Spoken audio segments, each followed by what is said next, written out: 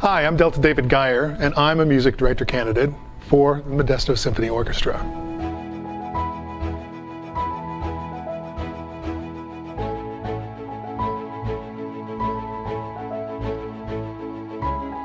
Making music with the Modesto Symphony is exhilarating.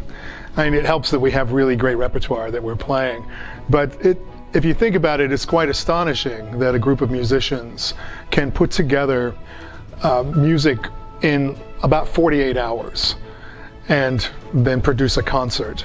And this is not easy music to play. My first impression when I had the first rehearsal was simply that the orchestra was open and willing to work.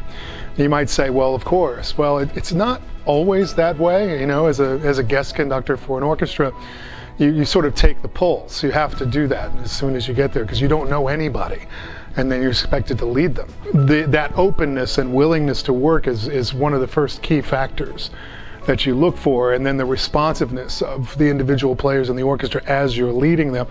And all those pistons were firing on Wednesday night for our very first rehearsal. So we built on that through the 4 rehearsals that we had. Then Francisco Vila joined us, and the orchestra also embraced him.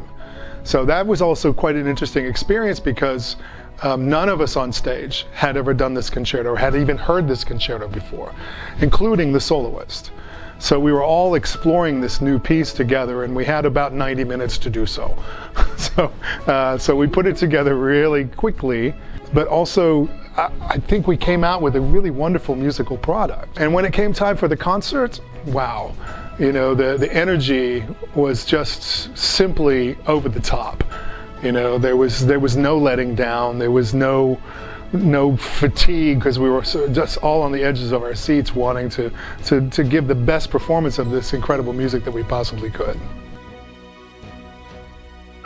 Again, it's always amazing to me, board members of symphony orchestras in general and their dedication, their volunteerism, in order to keep this important cultural institution not just alive but vibrant.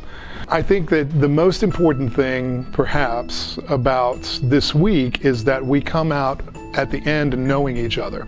There's no surprises about me, and I also know, because of the openness of everybody involved with this institution, I have a very good sense of where the Modesto Symphony is and where it would like to go. My experience of the audience in Modesto was one of great appreciation.